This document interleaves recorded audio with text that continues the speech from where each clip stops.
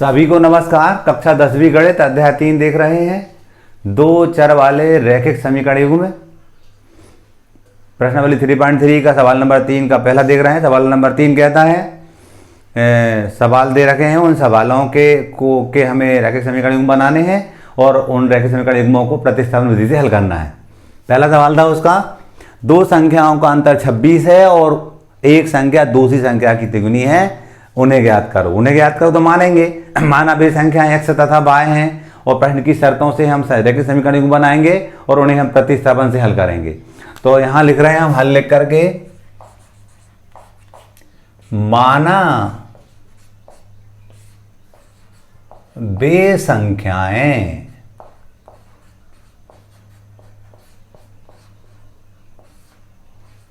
x व y हैं। प्रश्न की पहली शर्त से दो संख्याओं का अंतर 26 है। यहां लिखेंगे प्रश्न की प्रथम शर्त से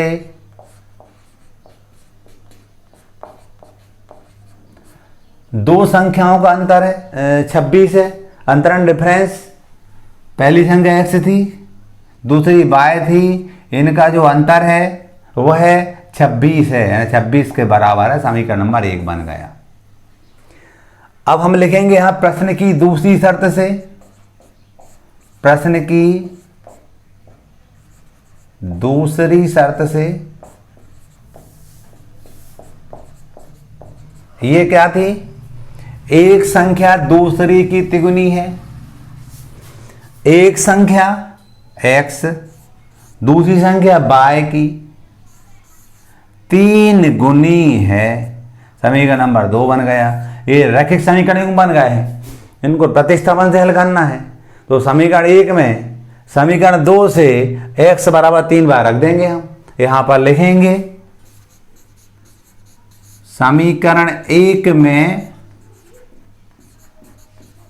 समीकरण 2 से x का मान रखने पर सबसे पहले हम समीकरण 1 को उतार रहे हैं। x माइनस वाई बराबर 26 था।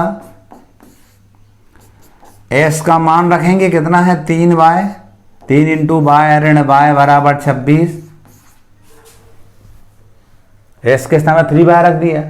अब 3y में से हम y घटाएंगे ना, 1y घटाएंगे तो 2y बचेगा। 2y is equal to 26। हम देख रहे हैं y यहाँ गुणा कर रहा है, इधर आएगा तो भाग करेगा पक्षांतर करने पर। तो y इजिकल टू 26/2 कैंसिल, देख रहे हैं 2 एकम 2 होता है, 2 एकम 2 2 3 6, 2 1 जा 2, 2 1 जा 2, 2 3 जा 6 होता है। y is equal to 13। अब क्या करेंगे, इस मान को समीकरण 1 या 2 किसी में भी रख सकते हैं, तो समीकरण 2 में रख रहे हैं हम, आसान लगेगा, निकालना रहेगा इससे।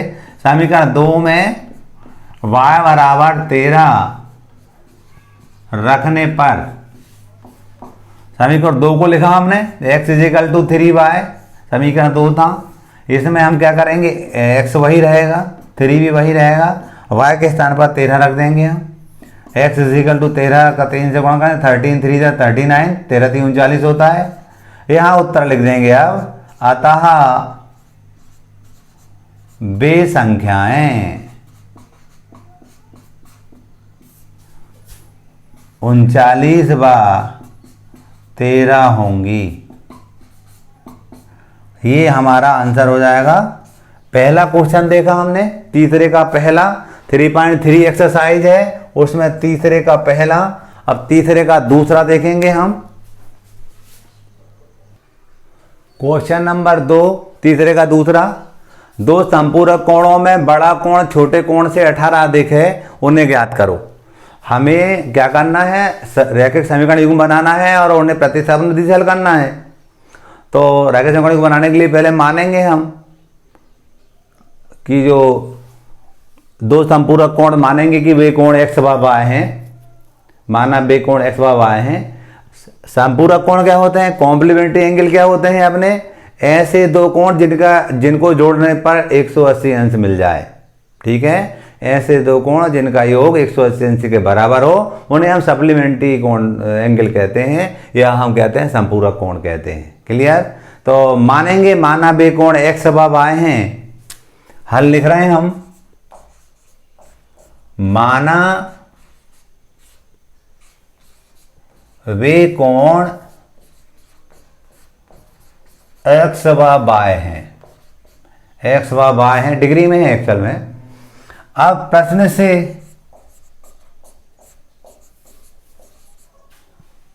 जिस संपूरक, दो संपूरक कोण समझ गए हम कि ये x plus y is equal to 180 degree. संपूरक का मतलब होता है सप्लीमेंट्री एंगल, मतलब ऐसे दो कोण जिनका जो योग रहे वो 180 अंश के बराबर हो। तो यहाँ पर पहला x धन y बराबर 180 अंश हमने दो संपूरक कोण की डेफिनेशन से लिख दिया। फिर कह रहे थे वो दो संपूरक कोणों में बड़ा कोण छोटे कोण से 18 अधिक है। हम मान ले रहे हैं बड़ा कोण हमारा x है, छोटे कोण y से, बड़ा कोण x है, छोटे कोण y से 18 डिग्री अधिक है। ये समीकरण नंबर 2 बन गया। प्रतिस्थापन से हल करेंगे हम तो क्या लिखेंगे आप? रैखिक समीकरण बन चुके हैं हमारे। कैसे? इसको y को उधर लेंगे तो x y इक्वल टू 18 हो जाएगा। ये भी कह देंगे रैखिक समीकरण युग्म में है हमारा, दोनों मिलकर के। हम लिखेंगे यहां पर समीकरण 1 में समीकरण 2 से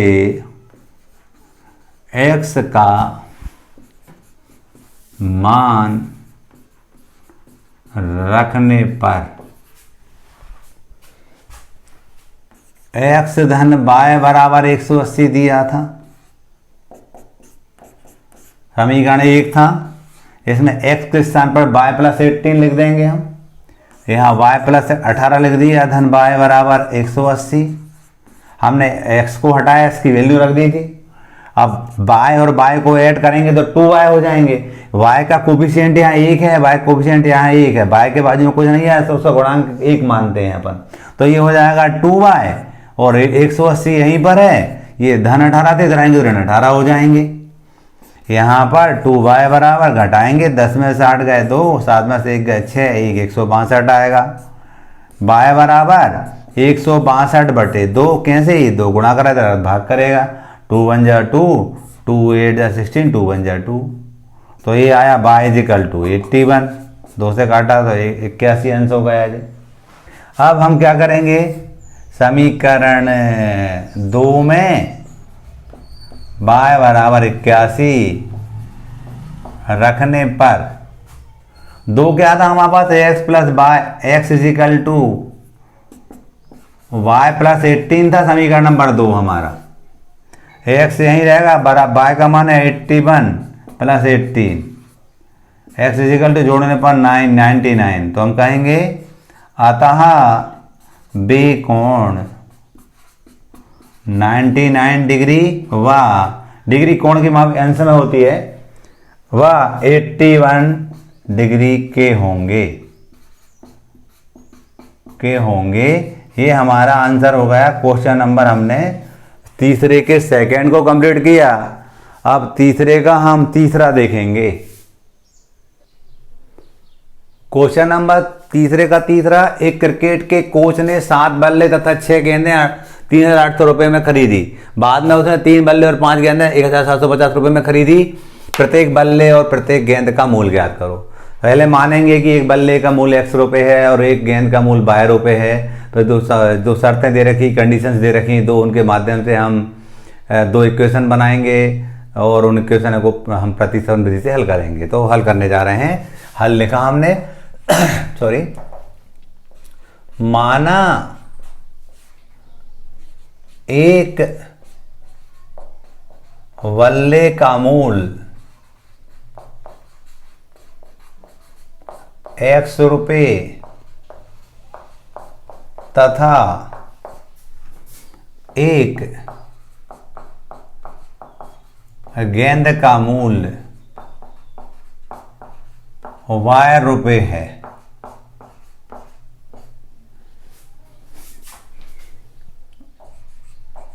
प्रश्न की प्रथम शर्त से, ये क्या दी, 7 बल्ले और 6 गेंदों का मूल 3800 रुपये है। एक बल्ले का x रुपये तो 7 का 7x हो जाएगा। 6 गेंद, एक गेंद का मूल 6 बाय रुपये तो 6 गेंद का मूल 6 बाय रुपये। तो हम क्या लिखेंगे, 7x + 6y = 3800। इक्वेशन 1 फर्स्ट बन जाएगा।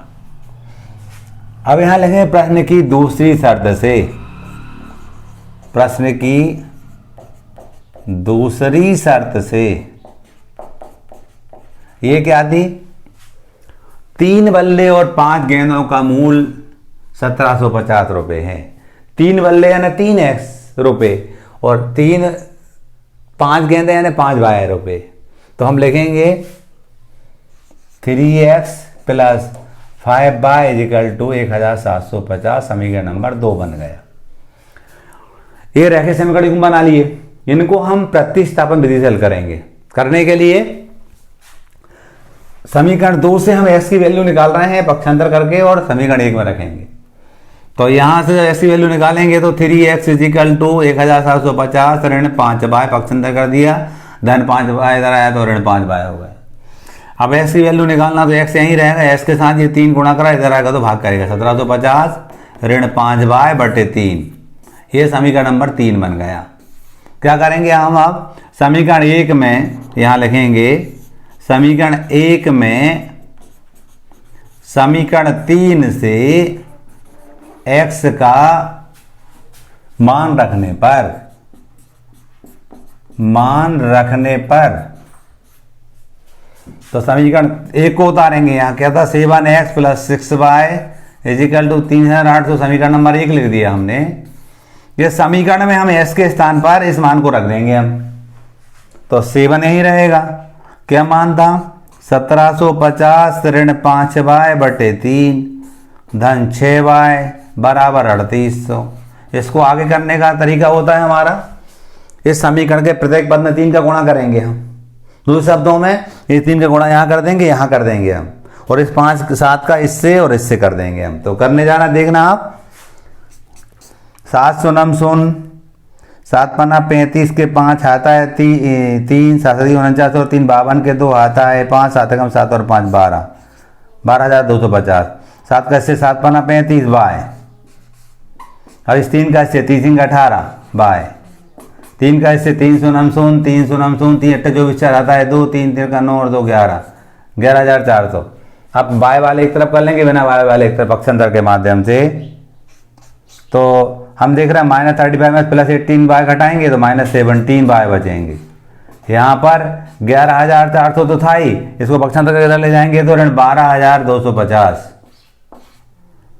आगे के पद में हम देखेंगे ऋण 17 बाय था, यहाँ 12,250 है ना, इसमें से ये ऋण के हैं, इसमें से धन के हम 11,400 कम करेंगे, 0 5 12 में 4 गए 8, यहाँ कुछ नहीं, यहाँ कुछ नहीं, माइनस के बचेंगे, माइनस संख्या बड़ी थी तो यहाँ लिखेंगे हम -850। अगले पद में ऋण का भाग देंगे तो हट जाएगा, तो बाय बराबर 850/17, बाय बराबर 17 एकम 17 17 पंजे 50 17 50 आया, यानी ये गेंद का मूल 50 रुपये होगा। बाद में उत्तर लिखेंगे हम।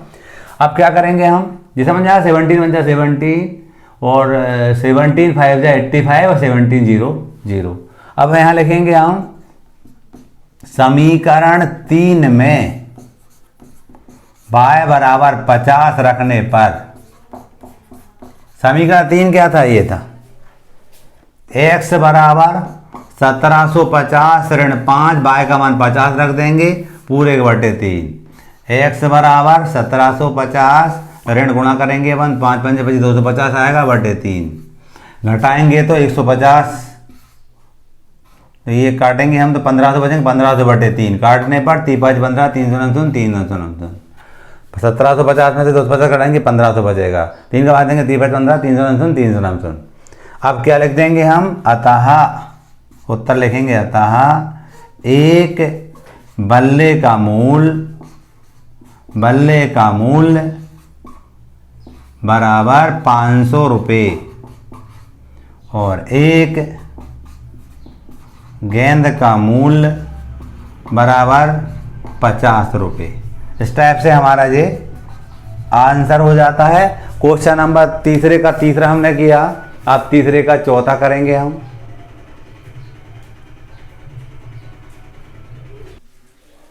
तीसरे का चौथा, एक नगर में टैक्सी के भाड़े में एक नियत भाड़े के अतिरिक्त चली गई दूरी पर भाड़ा सम्मिलित किया जाता है। कोई कार दे रखी, कोई टैक्सी है, उस टैक्सी में निश्चित दूरी तक चलेंगे अपन। देखो एक नियत भाड़ा है तो है ही, यानी टैक्सी का नियत भाड़ा तो है, फिक्स्ड किराया तो है उसका, लेकिन उसके बाद चली गई दूरी का भाड़ा भी शामिल है। तो कह रहे हैं कि 100 किलोमीटर के लिए भाड़ा 105 रुपये है, 15 किलोमीटर के लिए भाड़ा 155 रुपये है। नियत भाड़ा क्या है ये हमें करना है। एक व्यक्ति को 25 किलोमीटर की यात्रा करने के लिए कितना भाड़ा देना होगा। नियत भाड़ा क्या है और प्रति किलोमीटर भाड़ा क्या है, ये मैं लिखना वैसे भाई मिसिंग रह गया उसको और लिखता हूँ मैं बाय मिस्टेक। इस सवाल में कुछ कमी रह गई थी, सवाल को मैंने पूरा लिखा, फिर अब लिख कर समझते हैं। एक नगर में टैक्सी के भाड़े में एक नियत भाड़े के अतिरिक्त चली गई दूरी पर भाड़ा सम्मिलित किया जाता है।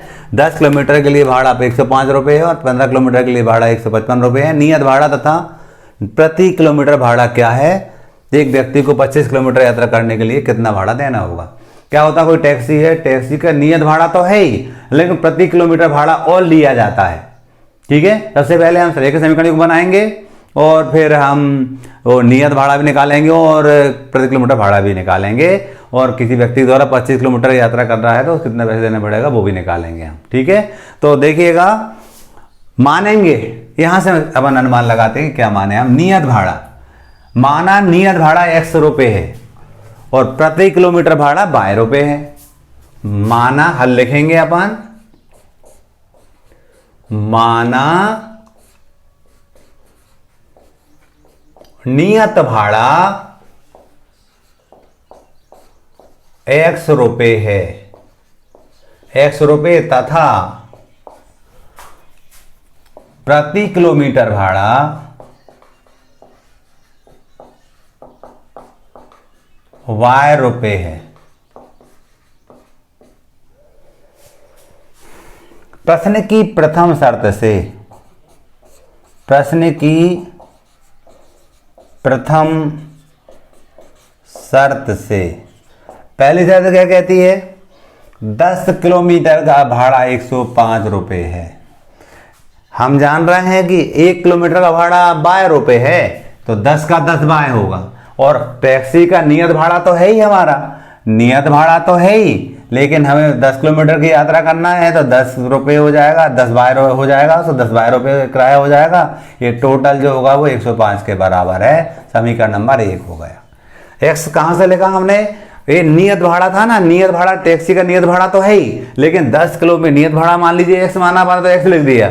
फिर वो कह रहे हैं कि 10 किलोमीटर के लिए भाड़ा 105, तो 10 किलोमीटर हम जानते हैं 1 किलोमीटर का हमने बाय माना है, तो 10 का 10 22 रुपये होगा, तो इन दोनों का जोड़ 105 के बराबर है। अब फिर दूसरी शर्त पर हम यहाँ लिखेंगे, प्रश्न की दूसरी शर्त से, प्रश्न की दूसरी शर्त से ये क्या थी, नियत भाड़ा तो एक्स रहेगा, धन 15 किलोमीटर के लिए भाड़ा 115 किलोमीटर, 1 किलोमीटर के लिए 22 रुपये, 15 के लिए 15 बाय बराबर 155।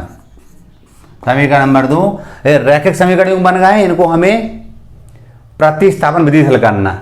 तो हम यहाँ लिखेंगे पक्षांतर से x का मान निकालने जा रहे हैं, x बराबर 155 ऋण 15 बाय। समीकरण नंबर 3 पक्षांतर से आया 15 बाय दल ऋण 15 बाय हो गए।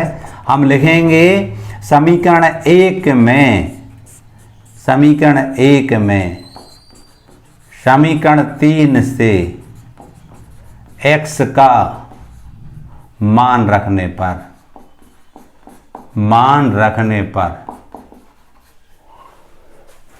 एक क्या था, x धन 10 बाय बराबर 105 था, समीकरण नंबर 1 था। क्या करेंगे हम, x के स्थान पर 155 ऋण 15 बाय 155 ऋण 15 बाय धन 10 बाय बराबर 105। पक्षांतर करेंगे हम, 15 में से पहले 15 में से 10 ऋण 15 में से 10 कम करेंगे, ऋण के 5 बचेंगे और 105 यहीं पर था, इसको इधर ले गए पक्षांतर से, ऋण 155 हो जाएंगे। घटाने पर ऋण 5 बराबर, घटाएंगे तो 5 में 5 गए 0 और 5 ये वही रहेंगे और 1 में से 1 गए 0, ऋण के बचेंगे, ऋण से ऋण कट जाएंगे हमारे। बाय का मान हमारे पास 50/5 यानी 10 आ जाएगा, 10 रुपये। ये क्या है? प्रति किलोमीटर भाड़ा है। क्या करेंगे? इस मान को हम समीकरण 3 में रखेंगे। समीकरण 3 में y का मान रखने पर तो 3 था हमारे पास, x बराबर 155 ऋण 15 बाय का मान हमारे पास 10 था, तो x बराबर 155 ऋण 150, 10 का 15 से गुणा करेंगे 150 आएगा। घटाने पर x बराबर 5। तो उत्तर में क्या लिखेंगे? अतः नियत भाड़ा हमने चूंकि x माना था वो 5 रुपये प्रति किलोमीटर किराया, प्रति किलोमीटर किराया बाय माना था और बाय का मान हमारे पास आया है 10 रुपये। अब वो कह रहे थे कि 25 किलोमीटर की यात्रा करने में किसी व्यक्ति को कितना भाड़ा देना होगा, तो हम यहाँ लिखेंगे एक आंसर तो ये होगा हमारे, ये आंसर है। दूसरा और प्राप्त करेंगे हम 25 किलोमीटर का किराया, तो 5 रुपये तो हमारा नियत निकला ही है, हमारा x आएगा, ये नियत किराया तो रहेगा ही हमारा। धन 25 बाय और लिखेंगे हम, टैक्सी का नियत किराया हमारा x तो था और 25 बाय क्यों? क्योंकि 1 किलोमीटर का 12 रुपये, तो 25 का 25 बाय होगा। x तो 5 रहेगा ही, ये 25 यहीं है और बाय का मान हमारे पास 10 है, तो 5 धन गुणा करेंगे 250, जोड़ने पर 255 रुपये। ये दूसरा आंसर हो जाएगा। किसी व्यक्ति के द्वारा 25 किलोमीटर की यात्रा करनी होगी तो उसको 255 रुपये देने होंगे। इस टाइप से हमारा ये दूसरा आंसर मिला। सवाल नंबर तीसरे का चौथा हो गया। अब तीसरे का 5वां, यदि भिन्न के अंश और हर दोनों में 2 जोड़ दिया जाए तो वो 9/11 हो जाती है। यदि अंश व हर में 3 जोड़ दिया जाए तो भिन्न 5/6 हो जाती है। भिन्न ज्ञात करो। हमें फ्रैक्शन ज्ञात करना है। मान लिया कि वह फ्रैक्शन x/y है और दोनों कंडीशन से दे रखी, इन कंडीशन से हम 2 समीकरण बनाएंगे और फिर उसे हम प्रतिस्थापन से हल करेंगे। तो माना, हल में लिखेंगे माना वह भिन्न x/y है। हम जानते हैं अंश ऊपर वाला और हर नीचे वाला होता है, न्यूमरेटर डिनोमिनेटर कहते हैं इनको। अब देखना, अंश हर दोनों में 2 जोड़ दिया जाए तो हल प्रश्न की प्रथम शर्त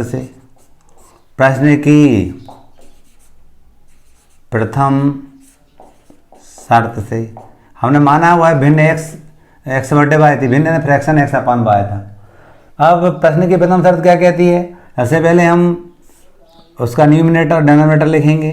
वो कहते हैं अंश हर लिखेंगे। वो कह रहे हैं अंश और हर दोनों में 2 जोड़ दिया जाए। अंश में भी 2 जोड़ दें, ऊपर वाले में 2 जोड़ दें और नीचे वाले में भी 2 जोड़ दें।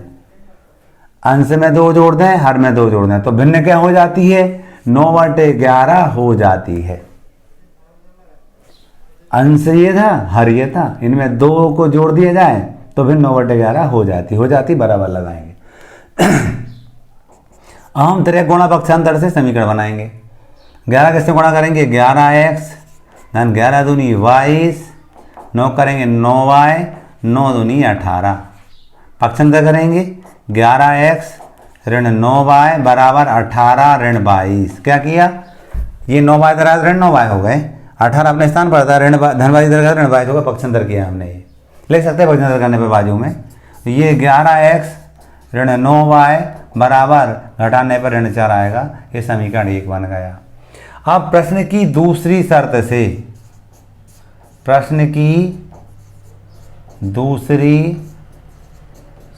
से ये क्या थी हमारी? यदि अंश और हर में 3 जोड़ दिया जाए, फिर से x बटे y लिखा हमने, इसमें अंश में 3 जोड़े, ऊपर 3 जोड़े, हर में 3 जोड़े, हर नीचे 3 जोड़े, तो भिन्न क्या हो जाती है, 5/6 हो जाती है, यानी बराबर। अंश हर में दोनों में 3 ऐड करेंगे हम, तो जो फ्रैक्शन है वो 5/6 हो जाता है। इसको भी हम क्रॉस प्रोडक्ट करेंगे हम और साइड चेंज करेंगे, तब हमें समीकरण मिलेगा। तो आप देखेंगे यहाँ पर 6 का गुणा इससे होगा 6x, और 6 3 18, 6 3 18 होता है, 5 3 15, 5 3 15 होता था। फिर पक्षांतर करेंगे हम x वाले और y वाले एक तरफ, 6x - 5y = 15 - 18, पक्षांतर किया, ये 5 इधर आया, धन 5y तो ऋण 5y हो गए, धन 18 तो ऋण 18 हो गया। अब आगे करेंगे हम, तो मैं थोड़ा देर करूँगा क्योंकि नीचे दिखेगा नहीं शायद आपको। 6x - 5y = घटाने पर -3 बच रहा, ये समीकरण नंबर 2 बना। यहाँ से x का मान निकालने को समीकरण 1 में रख देंगे हम। तो x का मान निकालने के लिए 6x = -3 + 5y, पक्षांतर कर दिया हमने, इसको उधर लाया, धन का बन गया, x के साथ ये 6 गुणा का इधर आएगा तो भाग करेगा, -3 + 5/6 हो जाएगा। ये समीकरण हमारा 3 बन गया। अब क्या करेंगे हम, समीकरण 1 में समीकरण 3 से मान रखेंगे। समीकरण 1 में समीकरण 3 से x का मान रखने पर, समीकरण 1 क्या था हमारे पास, 11x - 9y = -4, ये समीकरण 1 था।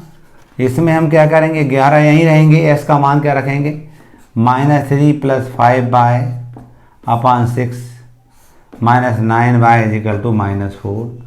प्रत्येक पद में 6 का गुणा करने पर कहेंगे हम, दूसरे शब्दों में 9 6 गुणा यहाँ कर देंगे, यहाँ कर देंगे, इस 11 का इन दोनों में कर देंगे हम। तो 11 किस में करेंगे, 33 ऋण 33 33, और 11 × 5 = 55, धन 5 55y, इसका करेंगे 6 × 9 = 54y, और इससे करेंगे तो 6 × 24 ऋण के 24 हो जाएंगे। प्रत्येक पद में 6 गुणा करने पर, या दूसरे शब्दों में 6 गुणा यहाँ के हैं, यहाँ करेंगे, तो यहाँ पर 11 का दोनों गुणा कर देंगे। अब हम क्या करेंगे, अब हम बाय वालों को देखेंगे, 55 बाय में से 54 घटाएंगे तो 1 बाय बचेगा, 1 को लिखते नहीं है, ऋण 24, इसको इधर लेकर धन 33 हो जाएगा। घटाएंगे हम बाय बराबर, तरह में 4 का 9 तो 9 बचेंगे। अब क्या करेंगे हम, इस 9 को समीकरण नंबर 3 में रखेंगे, 10 का मान मिलेगा। हम लिखेंगे समीकरण 3 में y बराबर 9 रखने पर,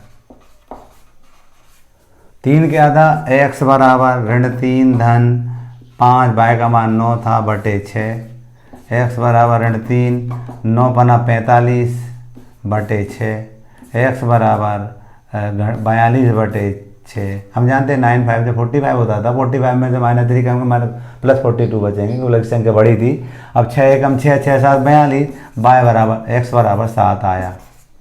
अतः वह भिन्न क्योंकि हमने x बटे y मानी थी, x का मान 7 आया और y का मान हमारे पास 9 आया। ये आंसर होगा, ये फ्रैक्शन होगी वो हमारी 7/9 होगी। इस टाइप से क्वेश्चन नंबर तीसरे का 5वां बनाया, तीसरे का 6वां करेंगे। क्वेश्चन नंबर तीसरे का 6वां, 5 वर्ष बाद जैकब की आयु उसके पुत्र की आयु की 3 गुनी हो जाएगी। 5 वर्ष पूर्व जैकब की आयु उसके पुत्र की आयु की 7 गुनी थी, उनकी वर्तमान आयु ज्ञात करो।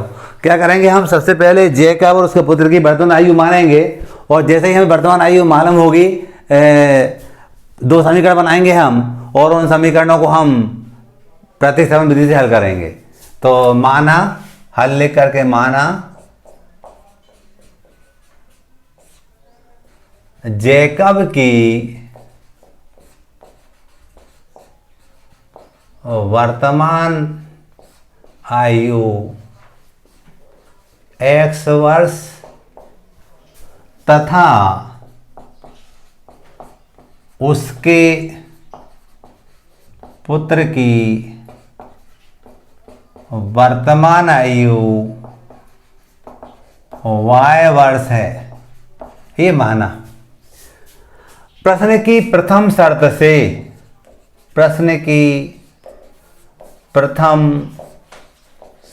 से क्या थी प्रथम शर्त? 5 वर्ष बाद जैकब की आयु उसके पुत्र की आयु की 3 गुनी हो जाएगी। जो मैंने लहरदार लाइन खींची वो पहली शर्त है। तो 5 वर्ष बाद, जब बाद की बात होती है तो 5 को जोड़ा जाता है। 5 है तो 5 जोड़ेंगे, 6 है तो 6 जोड़ेंगे, 5 है यहाँ तो जोड़ा जाता है। ये याद रखेंगे हम जब बात की बात होती है। तो हम जानते हैं x क्या है, जैकब की आयु है, और y क्या है, हमारी उसके पुत्र की आयु है। अब वो कह रहे हैं 5 वर्ष बाद, तो 5 वर्ष बाद यानी 5 यहाँ जोड़ देंगे, 5 यहाँ जोड़ देंगे। जैकब की आयु उसके पुत्र की आयु की 3 गुनी हो जाएगी। 5 वर्ष बाद दोनों 5 जोड़ दिया, जैकब की आयु पुत्र की आयु की 3 गुनी हो जाएगी। इसे समीकरण 1 बनेगा। देखिएगा, x धन 5 बराबर 3y धन 15। x इसको 3y डला ऋण 3y, 15 ऋण 5 पक्षांतर किया तो x ऋण 3y बराबर 10। समीकरण नंबर 1 बन गया। अब हम लिखेंगे प्रश्न की दूसरी शर्त से। प्रश्न की दूसरी शर्त से ये क्या थी हमारी? 5 वर्ष पूर्व यानी पहले, जब पूर्व की बात आए तो घटा देंगे हम। 5 वर्ष पूर्व जैकब की आयु उसके पुत्र की आयु की 7 गुनी थी। 5 वर्ष पूर्व, तो हम देखो x यहाँ लिखा ना जैकब की आयु, y लिखा तो उसके पुत्र की आयु। 5 वर्ष पूर्व तो दोनों में से 5 घटा दिया।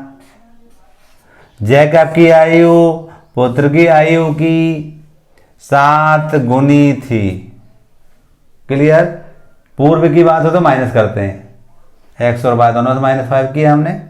5 वर्ष पूर्व की बात करा इसलिए। इससे पक्षांतर के माध्यम से हम समीकरण नंबर 2 बनाएंगे ऐसे ही।